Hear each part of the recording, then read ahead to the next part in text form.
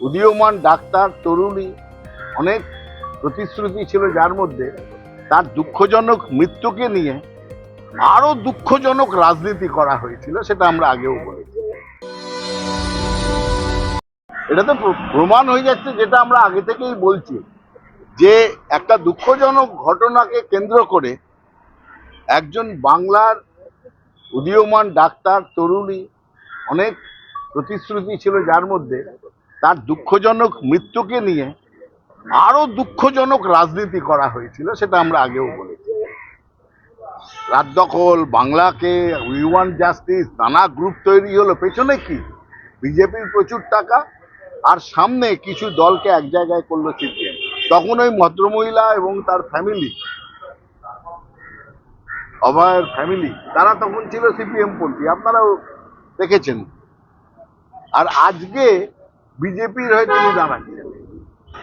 আজকে তার মা বাবা, অভয়ের মা বাবা, আপনারা জানেন, ওই দুঃখজনক ঘটনার পরপরই তারা গিয়েছিল হাইকোর্টে, যে আমাদের স্থানীয় পুলিশের ওপর ভরসা নেই, সিআইডির ওপর ভরসা নেই, আমরা সিবিআই চাই।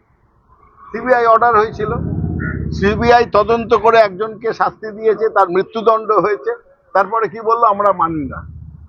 তারাই আবার গিয়ে বলল যে সিবিআই অতি বাজে জিনিস। আপনারা দেখেছেন। এটা তো আমি শুধু সত্যটা ব্যক্ত করছি, সত্য জিনিসটা কি হয়েছে, তাহলেই বোঝা যায় যে সম্পূর্ণভাবে রাজনৈতিক উদ্দেশ্যে তাদের যত দাবি এবং তাদেরকে শিখিয়ে দেওয়া কথা বলে তারা এতদিন বলে এসছেন।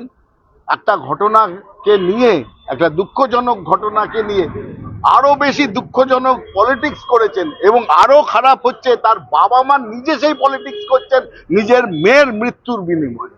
এর থেকে দুঃখজনক আর হতে পারে না। এবং আজকে সেটা আরো প্রমাণিত, তিনি গিয়ে দাঁড়াচ্ছেন পানিহাটিতে বিজেপির সিম্বলে। বিজেপি কোত্থেকে আসলো? তার মানেই বোঝা যায় প্রথম থেকেই যোগাযোগ ছিল।